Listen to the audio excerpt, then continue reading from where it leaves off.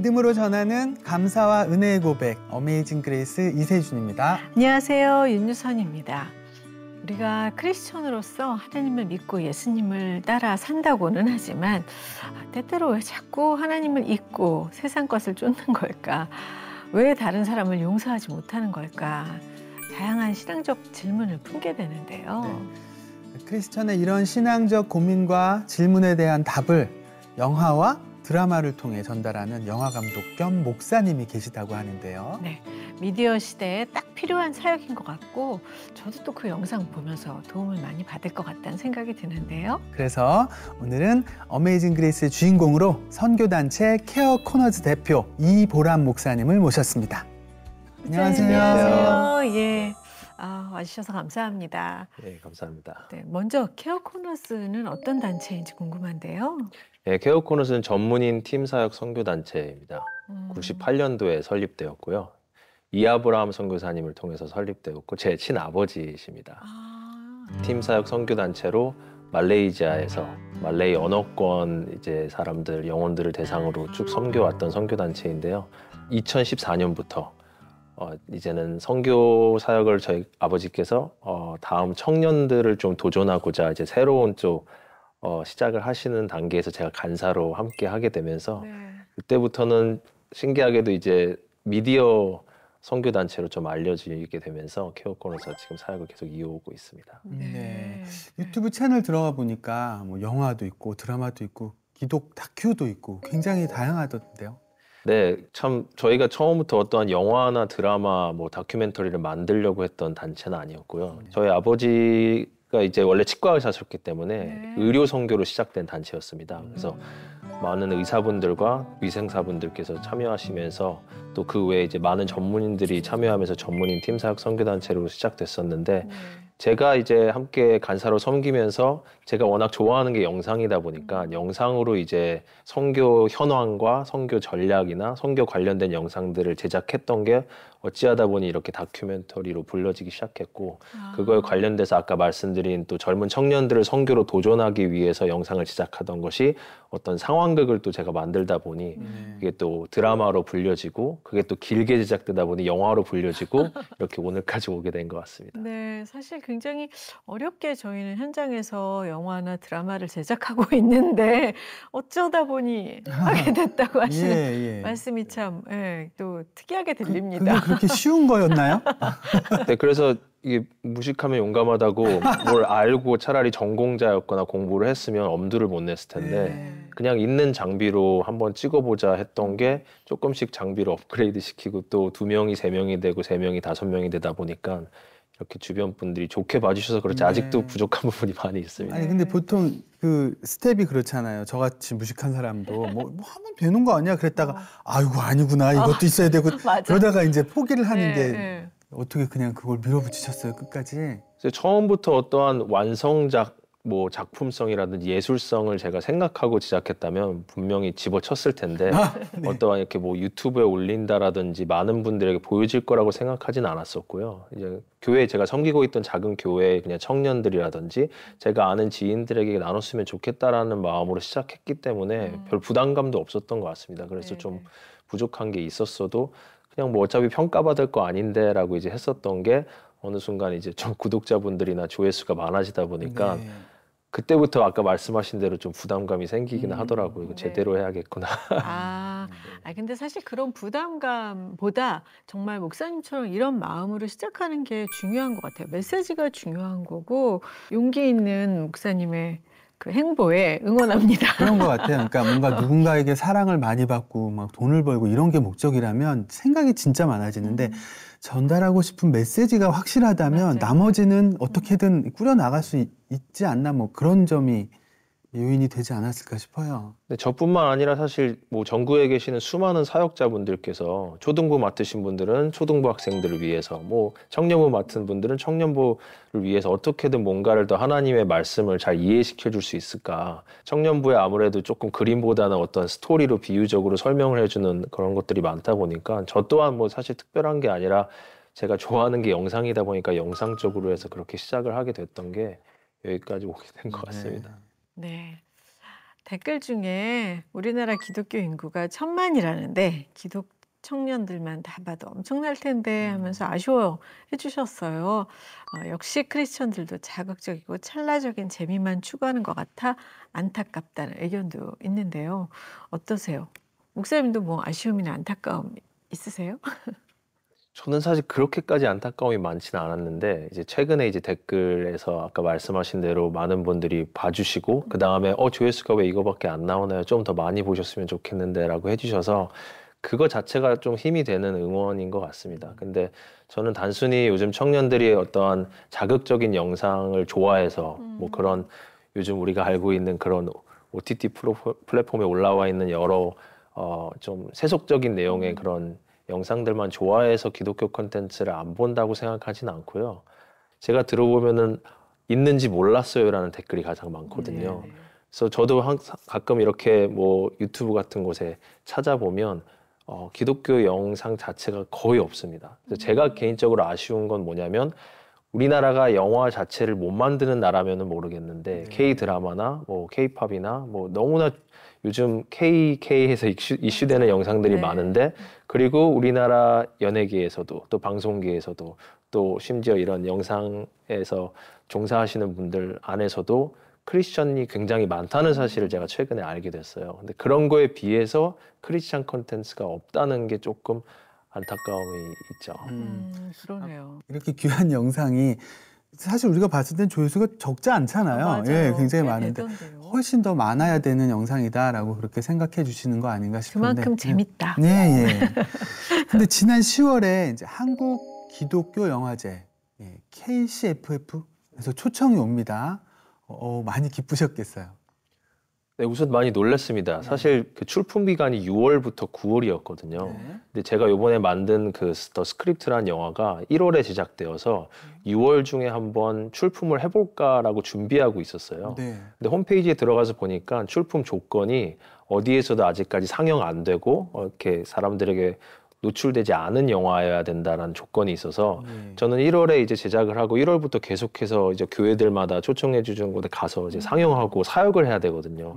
이 출품을 위해서 6월 달부터 상영 안 하고 사역 안 할 수는 없기 때문에 그냥 과감히 포기하고 거기 상금이 물론 사실 사역비를 이제 사용하기 위해서 저는 이제 그 이유 하나였는데 어차피 뭐 출품이나 어떤 수상을 목적으로 제작한 영화가 아니기 때문에 사역 열심히 해야겠다 하고 있던 차에 한 이제 7, 8월 정도쯤에 먼저 연락이 와서 초청작으로 이제 선정하고 싶다라고 해서 그게 굉장히 감사한 거였었죠. 그래서 좀 놀랐습니다. 제가 출품하지 않았는데. 그만큼 작품이 괜찮았다는 얘기 아닐까요? 모르겠습니다.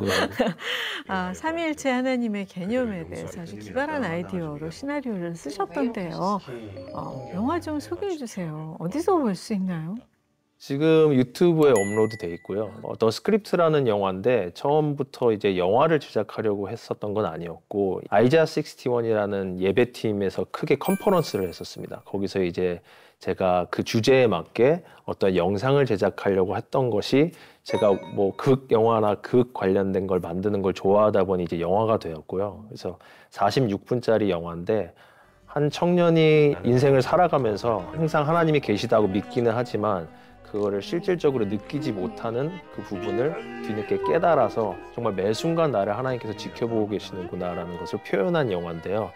이것을 만약에 비기독교인이 본다 할지라도 크게 무리가 되지 않는 영화입니다. 그리고 심지어 설명해주지 않으면 이게 기독교 영화인지 전혀 모릅니다. 왜냐하면 예수님도 나오지 않고 목사님도 나오지 않고 교회도 나오지 않고 어떠한 신앙적인 용어 자체가 하나도 나오지 않습니다. 근데 기독교인이 본다면 100% 기독교 영화인 걸 알 수 있습니다. 그래서 그런 부분에서 삼위일체도 영화가 끝날 때까지 저 캐릭터가 삼위일체를 묘사한 거였구나라는 걸 모르시는 분들도 계시고요. 아는 분들은 보자마자 잠깐만 저게 혹시 그거를 묘사한 건가? 라고 또 눈치채시는 분들도 있고요.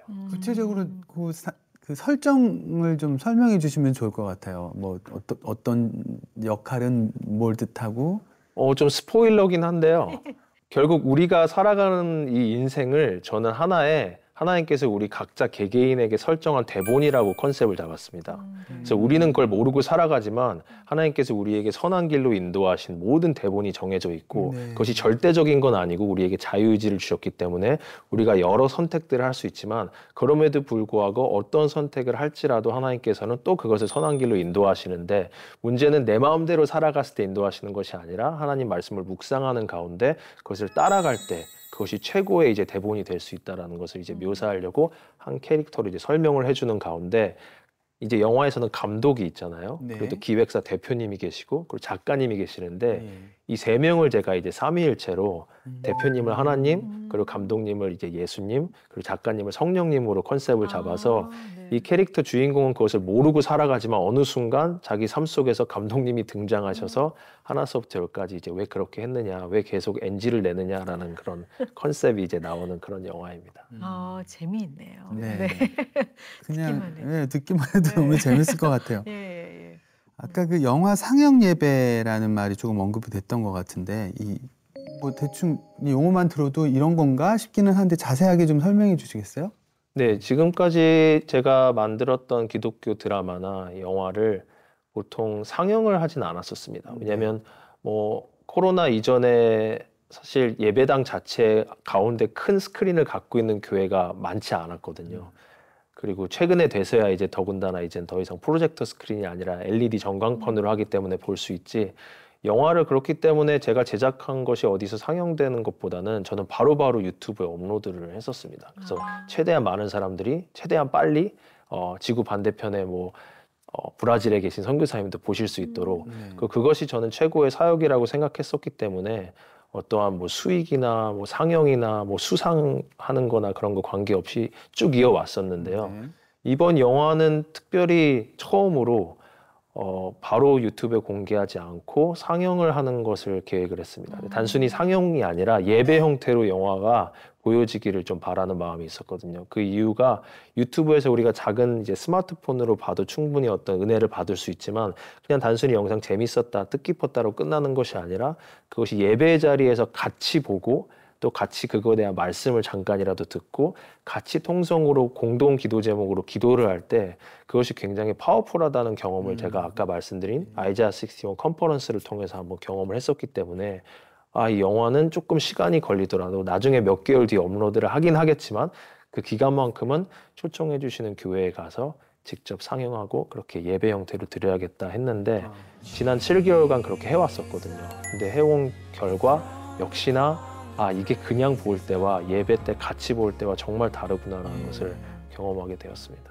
진짜 좋을 것 같아요. 우리 어렸을 때 아주 개척교회에서도 어느 날 그 정말 조악한 그 영상을 통해서도 뭐 어떻게 뭘 쏴서 봤는지 잘 기억도 안 나는데 그냥 그 영화 짧은 영화라도 이렇게 보고 나서 그 내용에 대해서 목사님이 설명해 주시고 같이 기도해 주시고 막 이러면 굉장히 마음 깊이 남았던 기억이 있어요.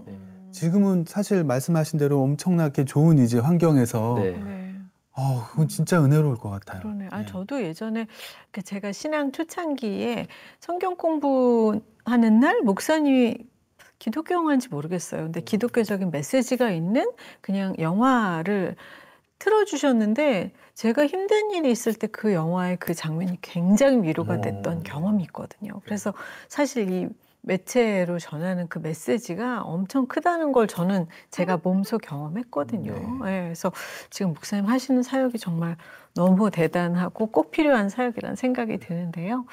영화 제작이 사실 뭐 돈이 많이 들잖아요. 돈이 많이 든다고 꼭 좋은 작품이 나오는 건 아니지만 그래도 그 사역비로 그게 감당이 가능한지도 또 궁금한데요. 이것도 역시나 무식해서 용감한 건데 보통 영화 제작 순서가 제가 알기론 예산을 제일 먼저 잡는 걸로 알고 있습니다. 제작비가 어느 정도 들 것이냐.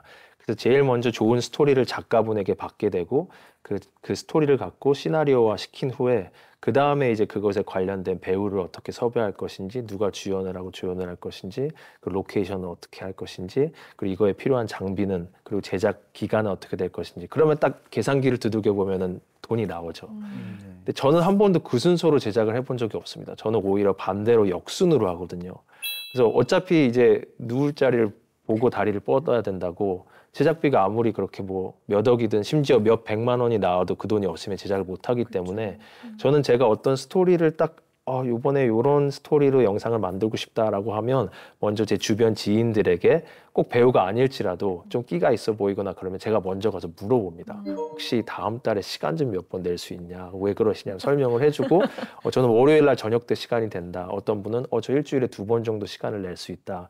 그리고 또 그런 분들이 이제 5, 6분 모이면 저는 그 5, 6분을 갖고 스토리를 쓰려고 하는 겁니다. 근데 이제 결국 배우만 있다고 영화를 만들 수 있는 게 아니기 때문에 또 제가 알고 있는 지인들 로케이션이라든지 카페, 누구는 식당, 누구는 어디 심지어 가정집.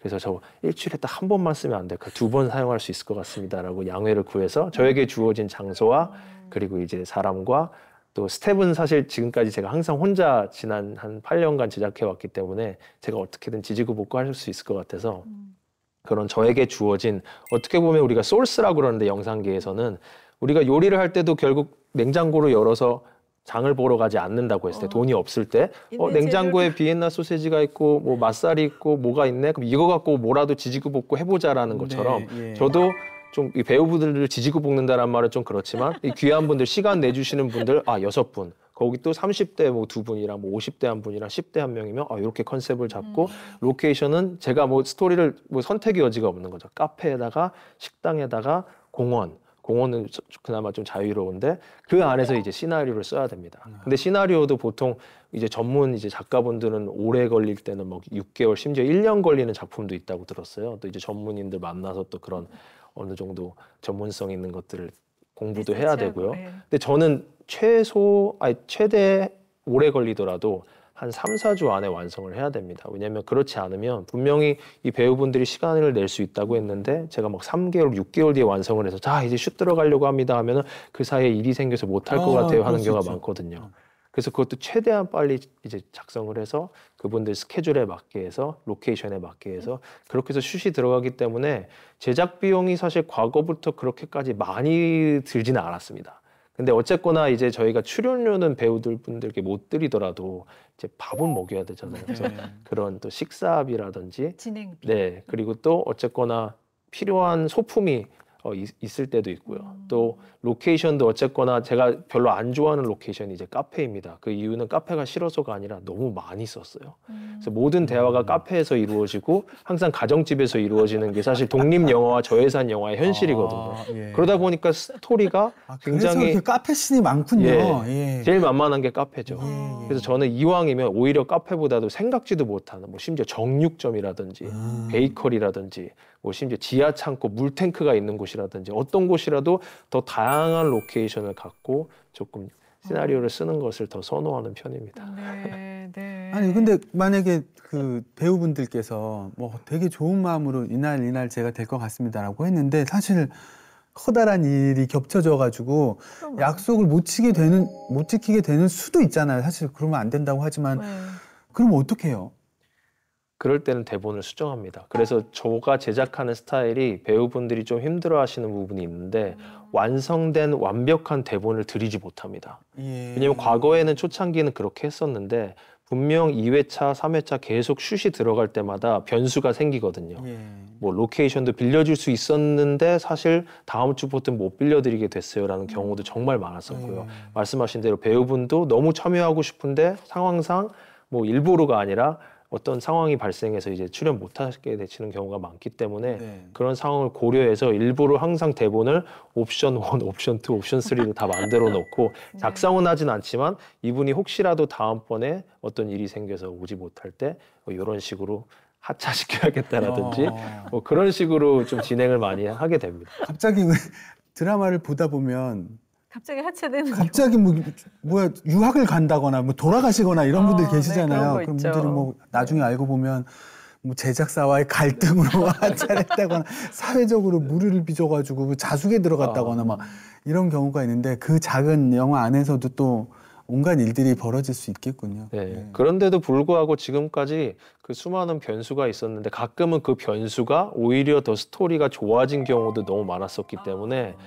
처음에는 이제 바짝 긴장해서 이제 이러면 어떡하지, 큰일 났다, 영화 다 뒤집어 엎어야 되나 이런 생각도 많이 했는데 그런 경험이 있다 보니까 또 변수를 또 제가 나름 기대하는 경우도 있거든요. 예. 네. 왜냐면 하나님께서 이것도 다 의미 있게 역사하시는 것 같다라는 생각을 하게 돼서 오히려 좋은 것 같습니다. 목사님 선교지 출신이라 뭔가 뭐든지 하나님이 함께 하신다는 그 확실한 믿음이 있으시네요. 예. 그 콜링이라는 작품 있잖아요. 거기는 뭐 정영숙 권사님부터 뭐 배우 송재희 씨까지 굉장히 유명한 분들, 제가 저하고 되게 친한 배우도 이세령 배우도 거기 출연하시던데 그분들도 다 무료로 출연해 주신 거예요? 네, 그래서 너무 감사하고요. 제가 사실은 그렇게 대단하신 분들을 섭외할 수 있는 그런 자격이 되진 않거든요. 근데 그 전에 라이프 드라마라고 제가 쭉 만들어 왔던 기독교 드라마를 또 거기에 또 출연했던 너무 귀한 우리 배우분들이 이렇게 지인들을 통해서 소개해서 출연해 주시겠다고 하셔서, 원래는 그 영화가 이제 결국 완성된 거는 2시간짜리 영화가 됐는데 처음에 대본을 썼을 때는 한 50분 정도 되는 분량의 영화였습니다. 근데 이제 너무 귀한 분들이 출연하겠다, 너무 귀한 사역이다라고 했을 때 그런 분들 사실 어렵게 제가 이렇게 모시게 됐는데 대사 한두 줄 드릴 수는 없잖아요. 네. 그 대사 분량이 중요한 게 아니라 또 이렇게 임팩트가 있는, 조금 영향력이 있는 그런 딱 캐릭터를 드리고 싶다 하다 보니 대본을 이제 그분 한 분 또 섭외돼서 한 페이지 양 쓰고 또 한 분 받아서 또 2페이지 쓰다 보니까 결국 영화가 이제 2시간짜리 영화가 됐는데요. 그 출연도 처음에는 한 10명 정도로 하려고 했던 게 이제 거의 20명 가까이가 출연을 하게 됐어요.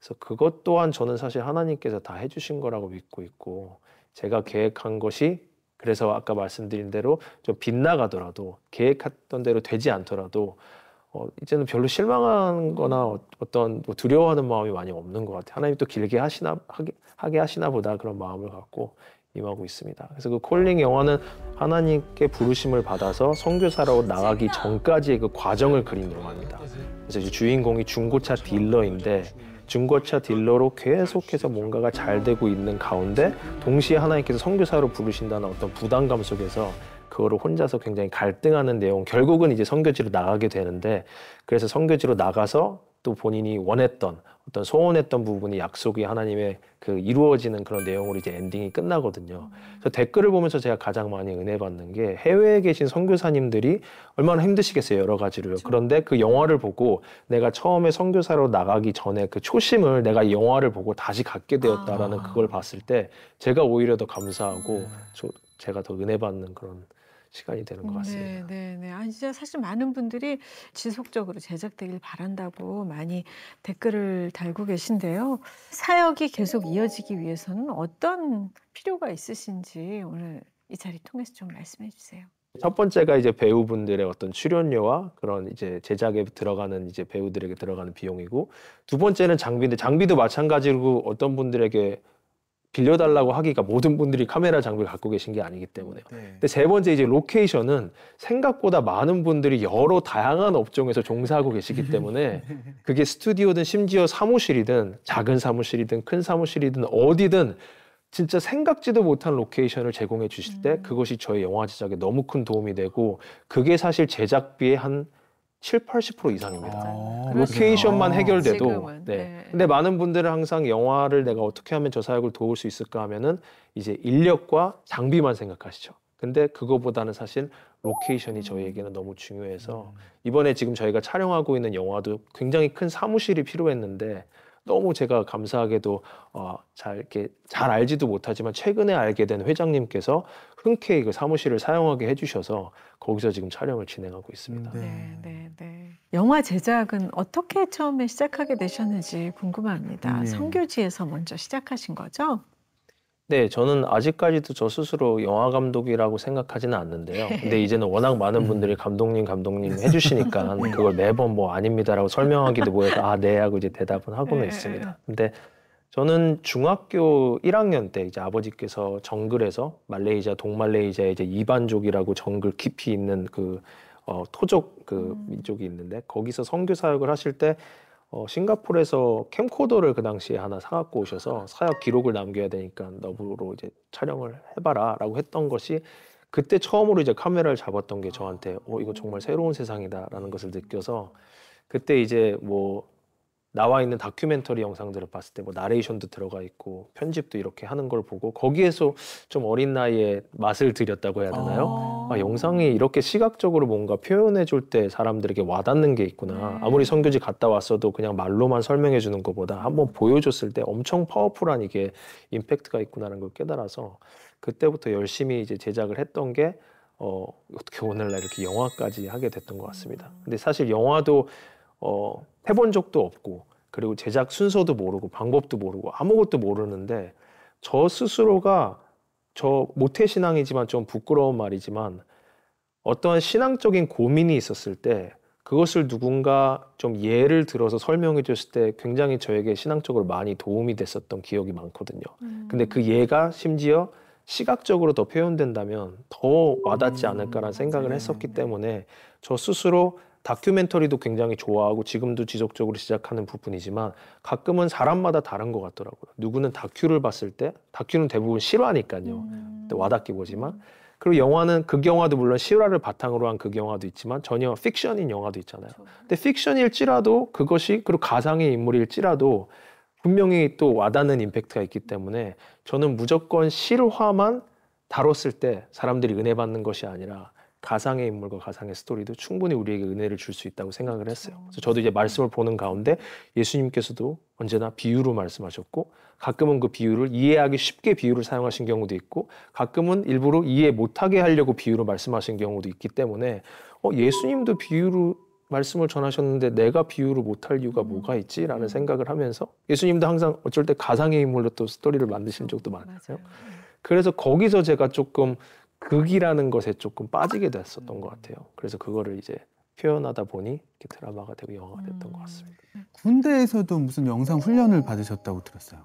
네, 군대에서도 또 그 어떻게 보면 아까 말씀드린 중학교 때 사건 이후로 또 다시 한번 저를 영상으로 불렀던 계기인 것 같습니다. 신병교육대에서 조교로 활동을 하다가 제가 이제 1학년은 영상 관련된 학과를 다니다가 왔거든요. 뉴질랜드에서. 근데 사실 공부를 제대로 안 했습니다. 그리고 또 대부분 1학년 수업들이 또 개론 수업이나 뭐 이론적인 것만 다루는 수업이다 보니 저는 빨리 카메라를 잡고 싶은데 그냥 이 학업을 포기해야겠다. 다른 과로 전향해야겠다는 생각까지 하고 있었는데 이제 군대에서 이제 입대하면 신상 명세서라는 걸 쓰는데 거기에 어쨌거나 전공이 이제 미디어라고 돼 있더라고요. 네. 근데 그 당시 이제 신병교육대에서 소개 영상을 만들어야 됐었나 봐요. 그래서 신병교육대장이 저를 불러서 너 영상 전공이라고 돼 있는데 이거 만들 수 있겠냐? 저 모릅니다. 하나도 할 줄 모릅니다. 이거 잘 만들면 휴가 주려고 그랬는데 라는 그 말 한마디에 제가 목숨을 다해 만들겠습니다. 네. 라고 해서 밤을 새면서까지 막 이렇게 열심히 만들었던 게 포상 휴가를 받고 그거로도 너무 감사했는데 신병교육대 옆부대에 이제 다른 뭐 수색대도 있었고 보수대도 있었고 헌병대도 있었고 거기 있는 각 대대장님들한테 연락이 와서 잠깐 파견 좀 보내가지고 우리 부대도 소개 영상 좀 찍게 해라 했던 게 여기 가서 찍고 포상휴가 받고 여기 가서 찍고 포상휴가 받고 계속 옮겨 다니면서 결국 사단 본부까지 올라가서 사단 교훈처에서까지 이제 영상을 만들게 돼서 제가 실제로 제대해야 되는 전역한 날짜가 2017년 4월인데 2월부터 제가 계산을 해보니까 지금부터 휴가를 다 써도 전역할 때까지 못 쓰더라고요. 어머. 휴가도 못 쓸 정도로 바쁘게 너무 많이 받은 거예요. 휴가를 쉬지 않고 계속 찍었거든요. 모든 부대를 다 돌아다녔습니다. 근데 이제 사단 본부까지 가서 사실은 우리가 보통 투스타라고 그러죠. 사단장님과도 제가 영상을 찍는 그런 관계까지 돼서 제가 그냥 겁도 없이 투스타에게 말씀을 드렸죠. 저 휴가를 지금부터 써도 다 못 쓸 것 같습니다. 라고 했더니 그럼 지금부터 그냥 휴가 쓰고 전역한 것처럼 지내라 라고 이제 해주셔서 그때부터 사실 신학교를 가는 거를 이제 계획하고 있었는데 신학교는 3월부터 입학 시작이고 2월부터 오리엔테이션을 이제 다녀야 되는데 군인 신분으로 2월 달부터 신학교를 그때부터 다니기 시작했던 그런 또 에피소드가 있어요. 그래서 휴가 다 쓰긴 쓰셨어요, 결국? 네, 다 썼어요. 다행이다. 그거 누구 줄 수도 없고 무슨 그거 뭐 안 한다고 돈으로 주는 것도 아니고. 그래서 거의 일반 제 동기들보다 한 2달 반 정도 먼저 전역한 것처럼 그렇게 생각을 하게 됐죠. 근데 그때 물론 휴가만 바라보고 한 거지만 그때 받았던 훈련이 쉽지는 않았거든요. 그런데 그 훈련이 이제 나중에 돼서야 바로 제대하고 뭐 신학교 졸업하자마자 뭐 기독교 영상을 만드는 건 아니었지만 전도사 생활을 하다가 어느 정도 이제 영상을 제작할 때 그 한참 오래전 일이지만 쉬지 않고 또 혼자서 제작하는 그 노하우가 그러네요. 여기서 쓰임을 받는구나라는 걸 나중에 뒤늦게 알게 됐던 거죠. 와. 그래서 하나님 그때부터 훈련을 시키셨구나라는 걸 그러네요. 알게 됐습니다. 모든 것이 다 하나님이 네. 예비하심이 느껴지는데요. 네. 군대에서 또 하나님과 친밀하게 교제하는 시간이 많으셨다면서요? 많은 모태신앙분들이 그렇지만 특히 목회자 자녀, 선교사 자녀분들이 그런 경우가 많은데 언제나 하나님이 저의 하나님이라기보단 저희 아버지의 하나님이었어요. 그쵸. 저희 아버지가 열심히 선교하시는 돕는 하나님. 그렇기 때문에 저는 부끄러운 얘기지만 별로 그렇게 크게 하나님을 체험한 적이 없었는데 군대 가서 이제 한국말을 못하니까 고참 조교분들한테 좀 혼나기도 하고 그런 힘든 시간 속에서 하나님께 좀 처음으로 되게 간절히 나의 하나님, 아버지 하나님의 나의 하나님으로 이제 외쳤던 그런 시간이 많았었고 그래서 제발 이것 좀 그만하게 해주세요. 이 조교 그만 못하겠어요. 전 더 이상. 이라고 기도했던 것에 대한 응답이 아까 말씀드린 대대장이 불러서 영상 만들어라였어요. 그리고 이제 그 안에서 너무 많은 기도 응답들이 계속해서 하나님께서 체험하게 해주시면서 그렇다면은 난 진짜 아버지처럼 나도 내 인생을 그게 뭐 선교사일지 목회자일지 모르겠지만 하나님께 드려야겠다라는 생각에 신학교를 이제 가려고 마음을 먹었는데 신학교도 아까 말씀드린 대로 4월 지나면 1년을 또 기다려서 가야 되기 때문에 이 시간이 좀 애매한데라고 하는데 뭔가 마음속 깊이 하나님께서 너가 마음만 먹고 내가 돕기만 한다면 얼마든지 신학교는 내가 빨리 보내줄 수 있다라는 그런 것이 있었기 때문에 네네. 그게 이제 휴가를 통해서 가게 될 줄은 상상도 못했지만 그런 수많은 경험들을 하고 제대를 하고 나 보니 내가 앞으로 훌륭한 영화 감독이 돼야지 뭐 돈을 많이 벌어야겠지라는 생각보다도 나 진짜 하나님 위해서만 살아야겠다라는 생각을 해서 이제 신학교를 갔고 신학교와 졸업하는 동시에 전도사로서 전형적인 전도사 사역 이제 각 교회에서 부서를 맡고 초등부 뭐 청년부 이렇게 해오다가 동시에 이제 아버지께서 하고 계시는 케어 코너스라는 단체에 간사로 섬기게 되면서 아까 그 영상으로 도우면서 영상 쪽으로 계속해서 실력을 키웠다라기보다는 사역의 지경이 조금 넓혀진 게 아니었나 생각이 듭니다. 네. 그래도 뭔가 영상을 좀 하고 싶다라는 마음이 있지는 않으셨나요? 있었는데 그 당시만 해도 이 영상을 해서 내가 뭘로 먹고 살지라는 생각을 했습니다. 그때 뭐 요즘처럼 유튜브가 있었던 시절도 아니고 전혀 영상으로 돈을 벌 수 있을 거라는 생각을 못했기 때문에 그냥 저는 오로지 영상하면은 교회에서 수련회 갔다 왔을 때, 뭐 교회 행사 있었을 때 이거 기록해서 그냥 광고 시간 때 상영하는 거로만 생각을 했었기 때문에 봉사하는. 네. 네. 근데 그러던 차에 이제 조금이라도 메시지를 심으면 좋지 않을까라고 해서 이제 어떤 게 이렇게 케어 코너즈가 의료 사역으로 시작됐던 단체가 이렇게 영상 사역 단체로 이렇게까지 불려지게 된 것 같습니다. 네, 네.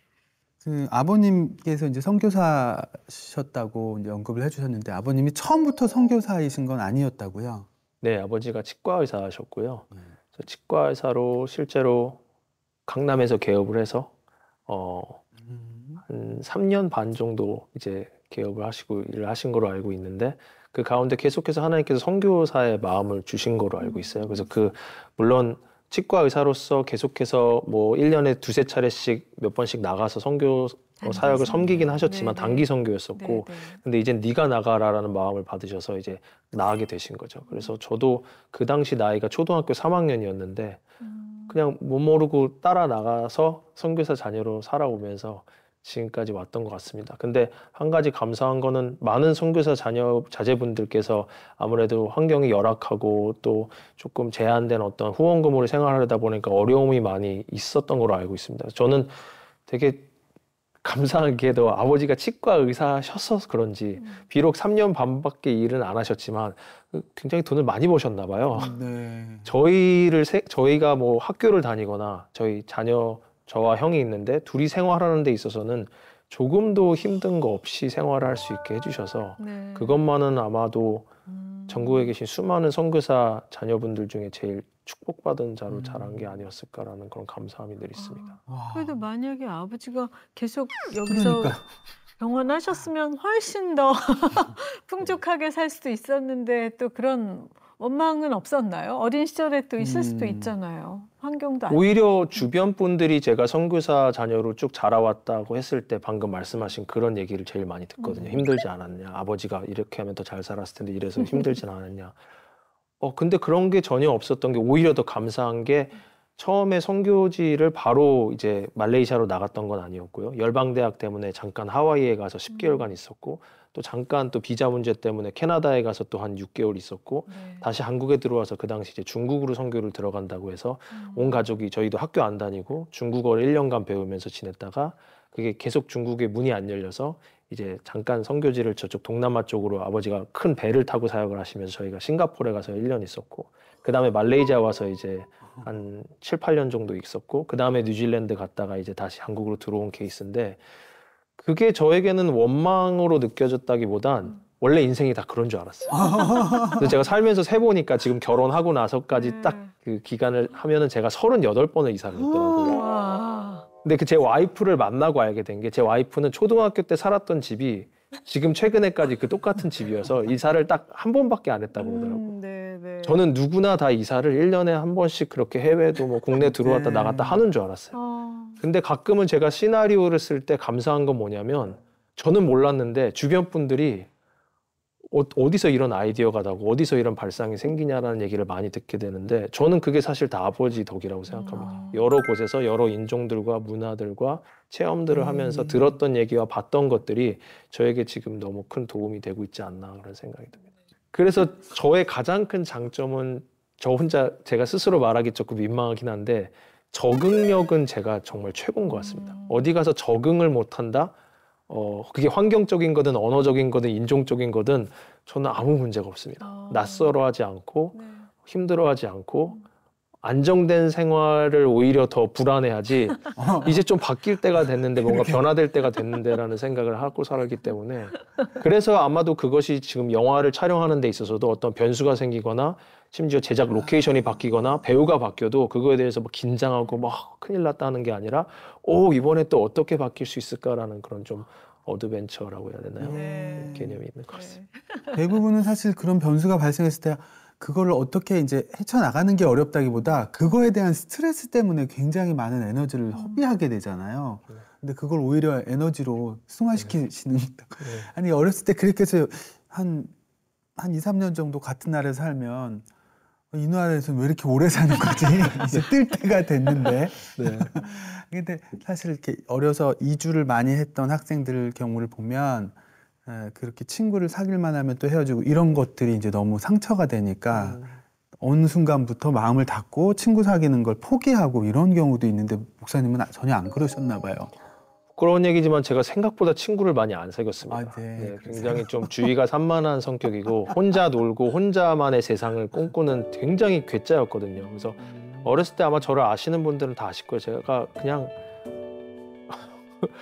어디로 튈지 모르는 럭비공 같은 그런 존재였기 때문에 친구에 대한 관심이 사실 없었던 게 지금 생각해보면 너무 감사했고요. 그리고 한 가지는 언제나 저희 아버지께도 저희 어머니께도 부모님께 항상 감사하는 것은 사역은 정말 열심히 하셨지만 사역만큼 정말 열심히 하셨던 게 가정에 대한 부분이었어요. 언제나 가정 예배를 드리고 그 언제나 잠언 말씀으로 저희가 늘 항상 거의 해외에서 자랐고 해외에서 자랐기 때문에 욕먹지 않게 하시려고 그랬는지 나름 그래도 엄할 땐 엄하게 하시되 엄하게만 하신 건 아니고 또 친구처럼 저희 고민들을 들어주시고 그런 부분들이 저에게 지금까지 어떠한 상처 없이 어떤 헤어짐의 어떤 아픔 없이 두려움 없이 오게 해주신 게 아닌가 그런 부분에서 아직까지도 부모님께는 가장 감사하고 있습니다. 아까 그 막 해외 여기 다니시던 얘기하시다가 하와이도 언급이 됐었는데 하와이에서는 하용조 목사님하고 또 특별한 추억을 쌓으셨다고요? 네. 저희 아버지가 온누리교회 파송 선교사님이십니다. 그래서 초창기에 처음에 이제 두란노 해외 선교회 팀이라는 그 단체가 만들어질 때 저희 아버지가 이제 초대 총무로 역임하시면서 하용조 목사님과 이렇게 좀 그래도 친밀한 관계 속에 있었고 저는 그때 철없는 이제 초등학교 3학년으로서 그때 하와이 열방대학교에 이제 갔을 때 또 그때 하용조 목사님들도 왔다 갔다 가시고 온누리교회 분들이 많이 오셨었는데 하나 굉장히 좀 충격적인 에피소드가 있다면 그 어린 나이에 얼마나 제가 어디로 튈지 모르는 럭비공이었냐면 이 똥침으로 하용조 목사님을 제가 할 정도로 어렸으니까 그냥 봐줬지 뭐 지금 했으면 거의 뭐 수갑 차서 어디 뭐 붙잡혀갈 정도로 그렇게 좀 만나는 장로님들마다 목사님들마다 그냥 다 찌르고 막 도망가고 막 그 정도로 친구가 많으셨네요. 연령폭이 모두가 다 저의 친구였고 또 헤어지면 또 이 모두가 또 더 새로운 친구가 되고 그런 인생을 살았습니다. 네. 이번에 그 파리 올림픽 관련 다큐도 굉장히 화제가 되었었어요. 그것도 참 제가 제일 놀랐습니다. 제가 올림픽을 뭐 항상 챙겨보는 스타일은 아닌데 프랑스라는 나라가 굉장히 개방적이고 또 개성이 아주 그냥 뚜렷하고 패션 관련된 것들 모든 것들을 제가 사실 좀 눈여겨보고 있는 나라이긴 했는데 이번 올림픽에선 또 뭔가를 개막식 때 터뜨리지 않을까라는 생각에 늦은 시간에 새벽에 개막식을 잠깐 봤었는데 사실 졸려워서 잠깐만 보고 자려고 했는데 잠이 안 오더라고요. 너무 충격적인 장면들 속에서 아 이것은 너무 잘못됐다라는 생각에 저는 항상 무엇이 충격적이거나 혹은 제가 은혜 받았거나 체험한 게 있으면 바로 영상으로 제작하고 싶어하는 그런 마음이 생깁니다. 그래서 제가 바로 비행기를 타고 파리로 날아갈 수는 없는 상황이고 그냥 개막식의 자료 화면들을 갖고 저의 생각을 좀 나레이션으로 녹음해서 올리면 좋겠다. 누가 볼진 모르겠지만 하고 올렸던 것이 예상치도 못하게 갑작스럽게 막 조회수가 너무 많이 올라가고 심지어 제 아는 지인들 통해서 뭐 공유가 돼서 온 것 같은데 저한테 공유가 된 거예요, 그 영상이. 너도 한번 보라고? 네, 이거 꼭 보라고. 이거 진짜 심각하다. 근데 이거 제가 만든 건데 그래서 차마 내가 만든 거야라 말은 못하고 그냥 감사합니다. 잘 볼게요라고 했는데 네, 그 정도로 그 다큐멘터리라고 하기에는 조금 너무 과한 표현인 것 같고요. 저 혼자 그냥 기록한 영상인데 그것을 많은 분들이 봐주셔서 특히 또 다큐멘터리 시작하게 된 계기라기보다는 처음에 유튜브 지금 케어 코너스에 올라가 있는 첫 영상이 뭐냐면 아버지께서 선교 답사를 이제 전 세계 모든 나라 가시지 않았지만 많은 나라들을 가서 선교사님들을 만나고 그 나라의 선교 현황 또 영적 뭐 어떤 뭐 실황 그런 것들을 종합해서 정리하신 글들이 있었습니다. 그거를 이제 기도 편지로 후원자들에게 보내시는데 제가 이제 항상 보내기 전에 저한테 먼저 보여주시거든요. 근데 너무 길더라고요. 그리고 너무 재미가 없었어요. 그래서 이거 보나마나 사람들한테 보내도 안 볼 것 같다. 아버지 이거 그냥 영상으로 한번 좀 나눠서 제작을 해보는 게 어떨까요? 라고 겁도 없이 그냥 괜히 쓸데없는 말을 했다가 한번 해보라고 하셨던 게 이제 1부작, 2부작, 3부작을 만들었는데 제가 알기로 차별금지법에 대한 영상을 제일 먼저 우리나라에서 만든 게 아마 저일 겁니다. 근데 그 영상이 갑작스럽게 막 조회수가 올라가고 막 구독자가 생기면서 그 전에는 그 영상 올리기 전에 구독자 2명이었거든요. 저랑 저 아버지였고. 그리고 원래는 이제 아버지 후원자들에게만 보내기 위해서 링크를 공유하고 그랬던 거였는데 그때부터 케어 코너스가 영상 사역 단체로 알려진 겁니다. 그래서 그때 이후로 라이프란 드라마가 나오고 콜링이란 영화가 나오고 그 사이사이에 또 다큐멘터리 나오고 또 최근에 찍은 영화가 나오고 이렇게 해서 그 시발점이 그 다큐가 됐었던 거죠. 차별금지법에 관련된. 그게 벌써 2014년도 얘기니까 딱 10년 전이네요. 요즘 새로 촬영 중인 작품이 있다고 하셨는데 어떤 작품일까요? 네, 이번 작품은 더 스크립트의 후속작인데요. 이번 영화도 이제 1월에 있을 아이자 61 컨퍼런스에서 또 상영될 예정입니다. 근데 그 이번 영화는 이것도 조금의 스포일러가 될 수는 있는데 마찬가지로 비기독교인이 봤을 때는 전혀 기독교 영화인지 모르겠는데 그냥 회사 배경 영화 아니야? 라고 끝날 수도 있는 영화지만 기독교인이 본다면 야 이거는 100% 우리 삶 속에서 우리 신앙을 상징한 내용이구나 라고 캐치할 수밖에 없는 그리고 회사 안에 여러 이제 직장인들이 있잖아요. 그 회사에 되게 열심히 임하는 사람이 있고 그냥 회사에서 뭔가 복지라든지 혜택이라든지 보너스, 월급 이런 거 인센티브만 받으려고 하는 사람이 있고 여러 부류들이 있는 것처럼 우리도 신앙생활을 하는 데 있어서 똑같이 다 하나님 믿는다고 하지만 하나님께 뭔가 주세요만 하는 신앙이 있고 하나님을 위해서 헌신하려는 사람이 있고 또 하나님을 위해서 심지어 십자가를 지려고까지 하는 나를 안 먹여주셔도 나를 안 입혀주셔도 상관없습니다. 그런 것처럼 그 회사에서 여러 인물들이 나옵니다. 그 인물들이 어떻게 해서 하나님께 나아갈 수 있는지 믿음 그래서 피데라고 이제 솔라 피데 오직 믿음이라는 이 용어가 confidence라는 단어 안에 confide라는 단어가 들어가거든요. 그래서 영화 제목이 confidence입니다. 그래서 우리가 자신감이라는 이제 뜻인데 보통 누가 자신감을 갖냐라고 했을 때 하나님께 정말 진정한 확신이 있는 자가 자신감을 갖고 당당히 누굴 만나도 하나님을 전할 수 있다는 거죠. 내가 컨피던스가 없다면 자신감이 없다면 누굴 만나도 너 교회 다녀?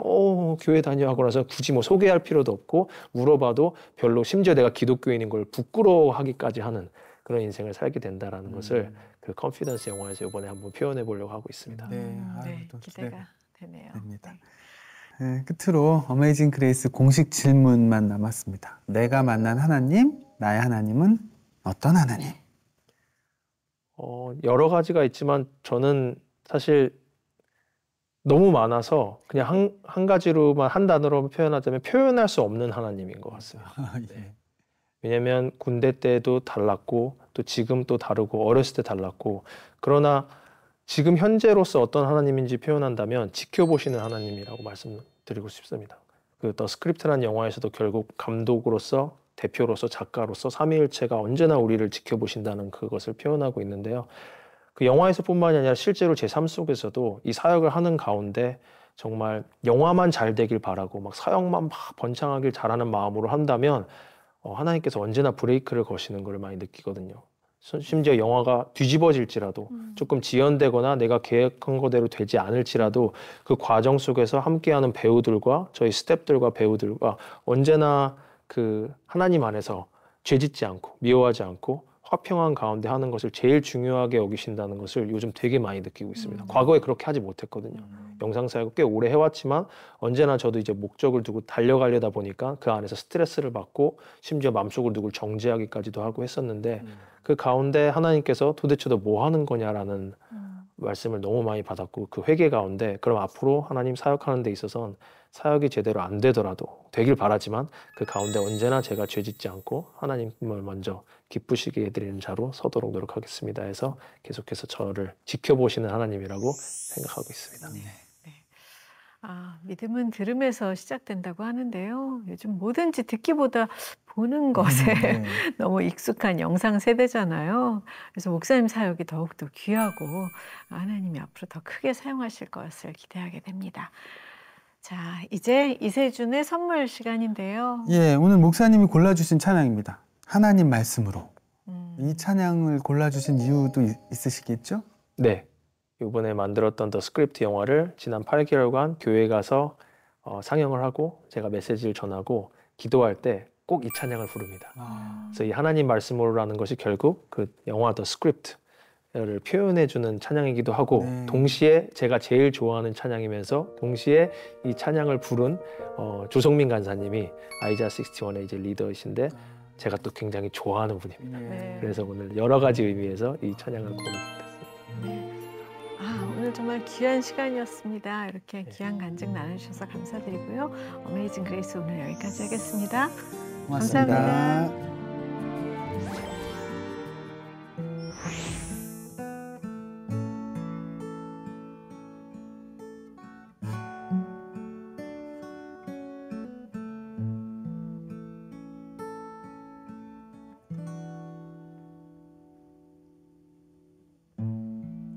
우리가 살고 있는 이 세상은 주님의 손길 한 닿은 곳 없네. 주님의 말씀을 갈망하는 우리에게 하늘의 비밀 알려주시네. 어두움 가운데 있던 세상에 빛으로 오신 하나님의 아들, 그의 말씀을 믿는 모든 이들에게 하늘의 영광 비춰주시네.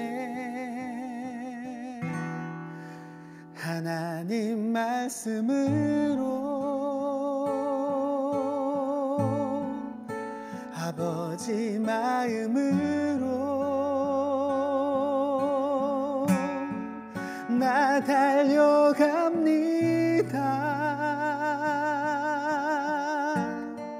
나 돌아갑니다.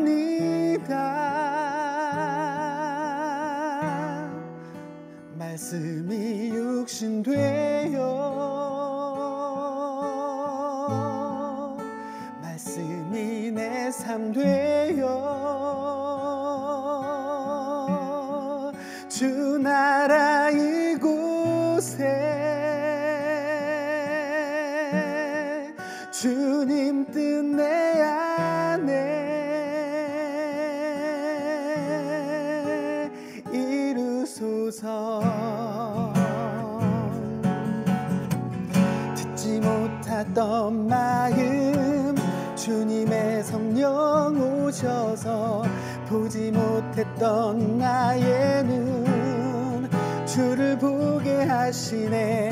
듣지 못했던 마음 주님의 성령 오셔서 보지 못했던 나의 눈 주를 보게 하시네. 하나님 말씀으로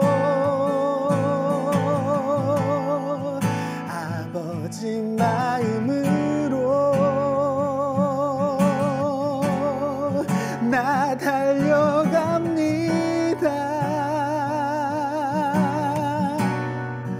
나 돌아갑니다.